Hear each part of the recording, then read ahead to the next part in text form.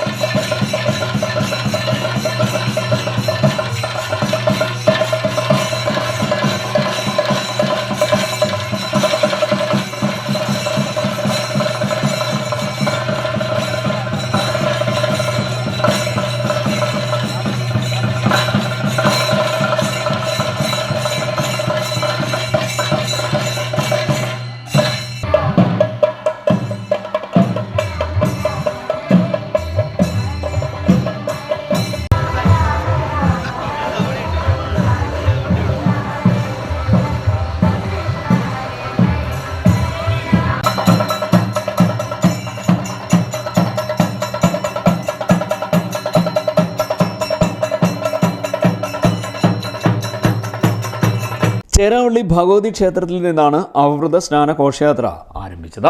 ഇതിനു മുന്നോടിയായി ഹരിനാമ കീർത്തനം, അഷ്ടദ്രവ്യ മഹാഗണപതി ഹോമം, വിശേഷാൽ പൂജകൾ, വിഷ്ണു സഹസ്രനാമ ജപം, വിഷ്ണു പൂജ, ഗ്രന്ഥപൂജ, സ്വധാമപ്രാപ്തി, സമൂഹ സദ്യ എന്നിവയും നടന്നിരുന്നു. നിരവധി ഭക്തജനങ്ങൾ ചടങ്ങുകളിൽ പങ്കെടുത്തു. തിരുവിതാംകൂർ ദേവസ്വം ബോർഡിന്റെ അധീനതയിലുള്ള ക്ഷേത്രമാണ് പുതുക്കുളങ്ങര ശ്രീകൃഷ്ണസ്വാമി ക്ഷേത്രം. ദേവസ്വം ബോർഡ് ഉദ്യോഗസ്ഥരായ ജെ ആശാകുമാരി, അഖിൽ ജി കുമാർ, ക്ഷേത്ര ഉപദേശ സമിതി ഭാരവാഹികളായ ആർ രാജശേഖരൻ, ബി ഉണ്ണികൃഷ്ണൻ തുടങ്ങിയവർ ചടങ്ങുകൾക്ക് നേതൃത്വം നൽകി. CDNet news, Kayamkulam.